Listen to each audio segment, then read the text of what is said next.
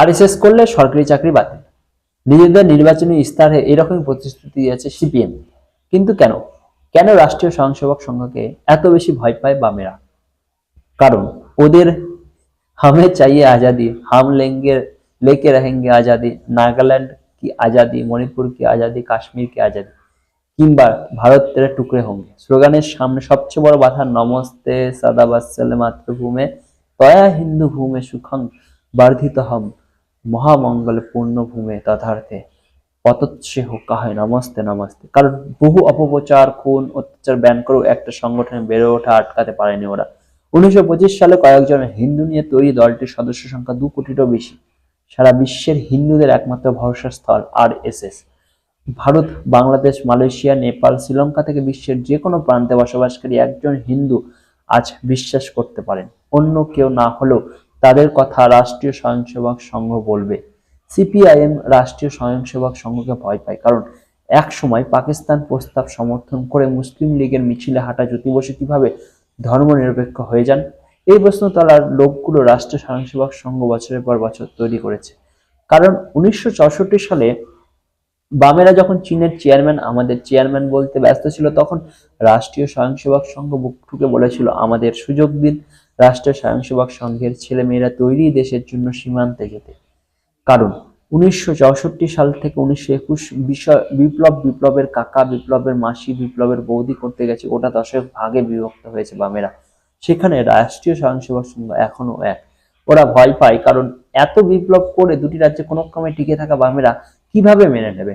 রাষ্ট্রীয় স্বয়ংসেবক সংঘ থেকে কখনো অটল বিহারী বাজপেয়ী, কখনো নরেন্দ্র দামোদর দাস মোদীর মতো স্বয়ংসেবকরা উঠে আসবেন, যাদের কথা মন্ত্রমুগ্ধের মতো শুনবে ভারতবাসী, গোটা বিশ্ব, যারা ভারতের টুকরো হোঙ্গের ছককে উপরে ফেলে দেবেন আরব থেকে ভারত মহাসাগরে।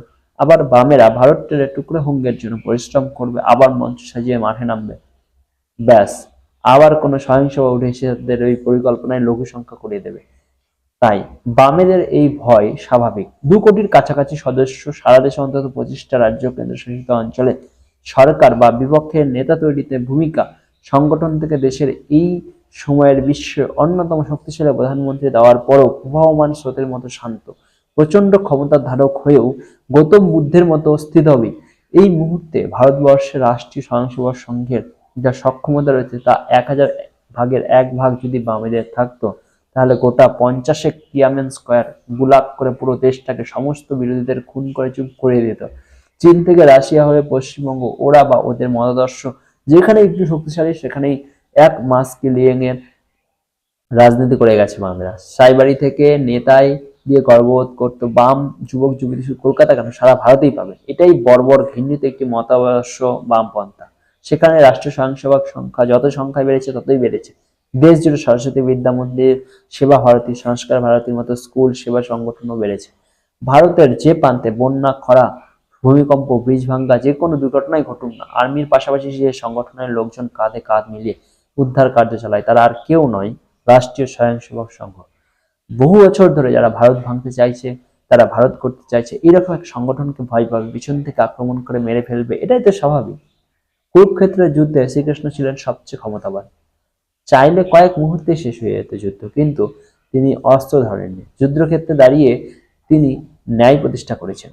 হে বাম দুর্ভিক্ষগণ, আপনাদের 14 পুরুষের ভাগ্য ভালো আরএসএস অস্ত্র ধরে না। রাষ্ট্রীয় স্বয়ংসেবক সংঘ 2 কোটি সদস্য গঠনমূলক কাজে নিয়োজিত। না হলে ভারতবর্ষের বুকে বামপন্থা বলে কিছুই থাকতো না।